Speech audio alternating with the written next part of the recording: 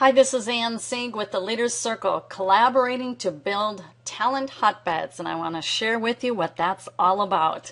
I'm referring to the book called The Talent Code, written by Daniel Coyle, and in that book he says, struggle is not an option, it's a biological requirement. So I want to share with you the meaning of the Talent Code and how it really helps facilitate leadership. Well, it turns out, as Daniel says in his book, The Talent Code, there are 3 keys to develop your talent. Number 1 is deep practice. Second is ignition. And the last is master coaches. And deep practice, let's talk about that, and this schematic will help you better understand that. Your focus addresses the repetitious practice of core skills. From there, you quickly attend to your mistakes, and then you practice those skills again and often. So here we are with the 3 keys, deep practice, ignition, and master coaching. Now, deep practice, as you do that, you develop this beautiful part of your anatomy. It's throughout, especially in the brain, but even in muscle memory. It's called myelin. And what it does, here is a picture of myelin. Every time you are going through deep practice, and that does mean very focused attention, you don't do it in a rote type of manner, like you're just whipping it off. Instead, you're very, very focused. But what happens is myelin builds. It wraps around the neuron, and every time you grow myelin, what happens is it facilitates the electric stimuli through your neuron, so that you're able to do things faster and faster and faster. What's known in business as speed of implementation. And this applies to everything in life. In the sports world, and having things happen more rapidly. When you're first learning tennis and how to swing the racket, and it takes tremendous focus, but as you develop that talent, well, this myelin grows as you're doing that. So let's look at the schematic here, and of course what we're looking for is that desired outcome. In our case, a successful and profitable business. So we have the ignition, the deep practice, and master coaching. Ignition is what here, this vital part of the equation, the student sees an external stimuli that excites them. Maybe they read a book like the Renegade Network Marketer, or they see something in action and they say, you know what, their antennae shoots up. And they say, I want to be a part of that. I can do that too. Just like in the sports world, what happened with Nadia Comaneci in the 1970s in the Olympics is she basically triggered a massive movement within the United States of gymnastics gyms opening up all over the country, and exploded the growth of that sport within the United States. So you think of Shaun White with snowboarding. He too, a phenomenon via the Olympics, and that spurred on all these boys and girls who wanted to be really excellent snowboarders. So that's the student. They see something that triggers that ignition for them, and they go into deep practice. And then it's the master coaching, and basically, just to qualify that, a coach is someone who is an expert at what they do and has the results behind their name to deliver the goods for whatever that respective competency is. And then they give it back and forth, so that those can be corrected, those mistakes, and the skill be honed more quickly as a result of that constant feedback loop. And that expedites their skill building and into the desired outcome. So that's what that is all about. Now here's 3 tips for improving practice. Number 1 is to chunk it down. Think of internet marketing. Lots to learn there, right? Chunk it down.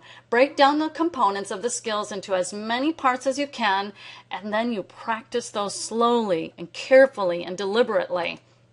Repetition. Repeat the chunk down components around 3 hours a day for whatever that competency is. This is what they've seen is 3 hours per day. It can vary based on the age of, as this is more so in children, not as many hours in the really formative years, such as ages 4 to 7.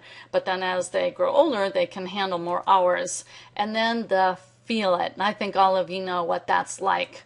And that is to be in tune with what you're practicing, identifying mistakes and correct often. It's like you're really super deeply engaged. That's what you're striving towards for when you can really start to see where the mistakes are and where you can hone and craft and optimize what you're doing and to get those desired outcomes. Ignition. Ignition is key to developing talents. It's a secret source of energy that you can tap into.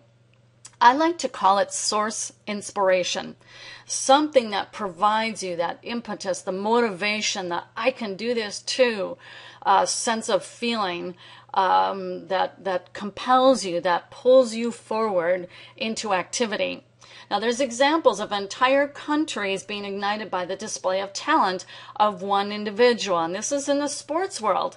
And why I make this analogy is, well, business is the sport of non-athletes, so it serves us well to compare to the world of athleticism, because that's where discipline is acquired very frequently for many people. Here is Sieg Pak, South Korea's first golfer to win McDonald's LPGA Championship, which is the second longest running tournament in the history of the Ladies Professional Golf Association, surpassed only by the U.S. Women's Open. Pak ignited many women in her country. Stats over the following 10 years show 45 players from South Korea had won about 1/3 of the LPGA Tour events. So she became that trigger, that mechanism of, you know what, I can do this too. And that's similarly to the Renegade Network marketer. People reading that and going, you know what, if Ann did it, I can do too. And that triggered the Renegade phenomenon. Anna Kournikova. Kournikova reached the Wimbledon semifinals and became an overnight sensation. Russia was ignited, and within 10 years, the World Tennis Association Top 100 was home to 5 times as many Russian tennis players. You know what it comes down to? This is really where it's at, and Daniel talked about this in the webinar I did with him. It's having a role model. It isn't just the training. It's having someone that you can emulate and say, you know, if that person did it, well, I can do it too. And that's really one of the core elements to helping people getting their ignition going. Master coaches. A master coach is another key to developing talent. Master coaches possess the following virtues: vast knowledge. And let me reflect off of that for a moment, because I saw this in the sports world. I was a coach in gymnastics for 15 years, and here's what I saw. The best gymnasts did not necessarily make the best coaches. What it took more so was someone who could figure it out and break it down. And why aren't they learning it? Why am I not learning that? Let me figure it out. And that's what I learned to do in my coaching. And I have to say, I had it modeled for me through a master coach who in turn turned around and taught me. So knowledge, knowing how to break it down, make it more digestible, figure out where are the roadblocks. That's always what I've strived to do in all my coaching and mentoring. A habit of providing short and rapid feedback.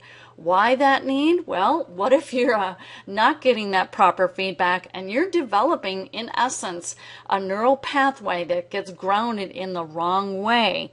And here's the news on that. You can't ever undo those. They're there like a rut in the road. But what you can do is build a new neural pathway. And again, Daniel talked about that in the webinar. And then perceptiveness. They've got to be able to figure things out. Why is this happening? Why isn't that happening? What works? What doesn't work? And lastly, high moral standards, honesty. Being able to give it to you straight, but being able to give it to you in a way that is encouraging. You haven't taught until they've learned. John Wooden, very famous basketball coach. You know what? The results are the proof is in the results, right? So that's what it's all about and what a master coach can provide.